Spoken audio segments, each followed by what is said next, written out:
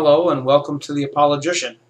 We're continuing to look at Hemant Mehta's 78 Questions for Christians. This is posted on his YouTube channel, The Atheist Voice. We recently finished the series on prayer. Now we're going to be looking at his questions about doubting God's existence. Starting in question 23, he says, is there anything in your life that makes you doubt God's existence? Honestly, not really, no. The existence of God is really not a question for me, but I'll explain why. I've devoted the vast majority of my entire academic life to researching the historical roots of the Christian faith and found them to be very strong and convincing.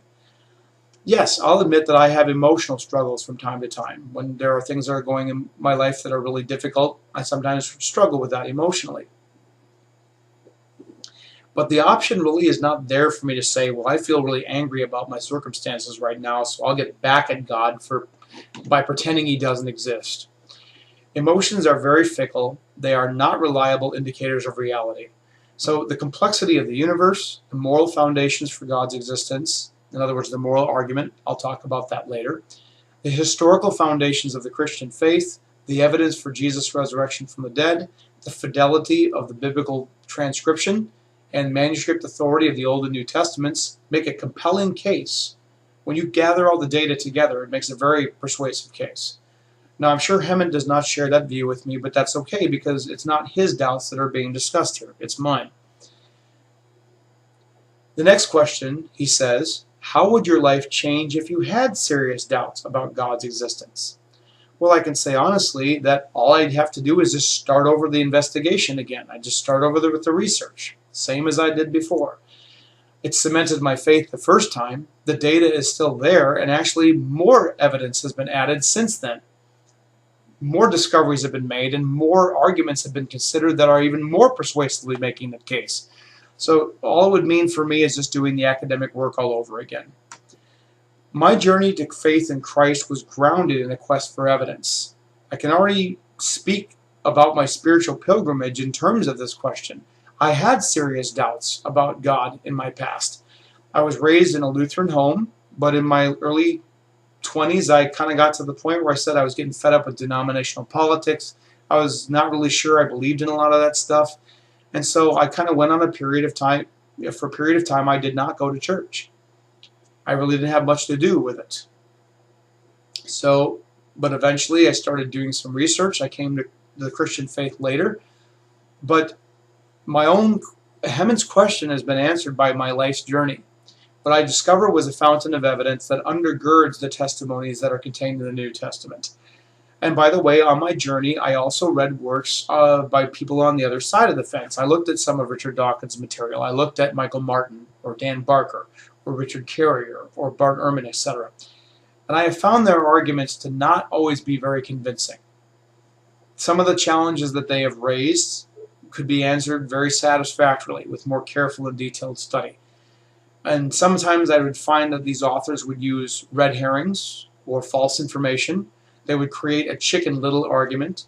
They would make broad, sweeping generalizations, or they would not have they would have a lack of discernment in differences in between belief systems.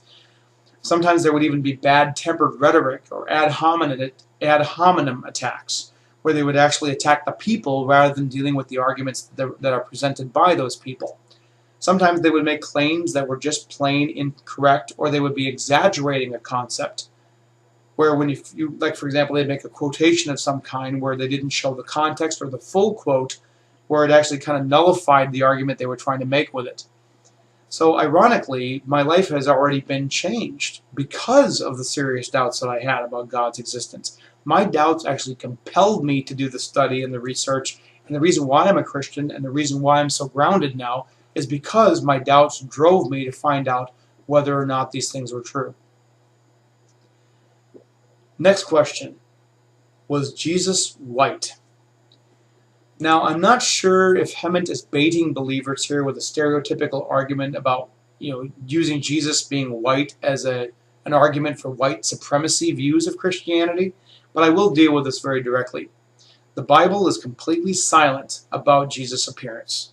The only hints that we have are, for example, Isaiah chapter 53 is a prophecy about the suffering servant, and it suggests that he may not have been strikingly handsome, not the picture-perfect specimen that many paintings try to make him out to be.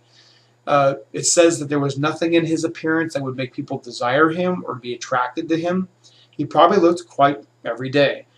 And since he was of Near Eastern Jewish heritage or Palestinian heritage, it's very likely that he was darker in complexion when compared to, example, like somebody like Pontius Pilate, who was a Roman. We don't have any actual data. We only have speculation. So I'm really not sure what point Hammett is trying to make with the question, unless he's attacking Christianity as a basis for racial supremacy views. And if that's his complaint, then I'm with him 100%. The book of Acts, chapter 17, actually says that God made all nations from one man, or we are of all nations we are one blood. So that kind of seems to put the kibosh on thinking that one's person is inherently better than another based on heritage or race. I mean, as far as I'm concerned, there is only one race, and that's the human race.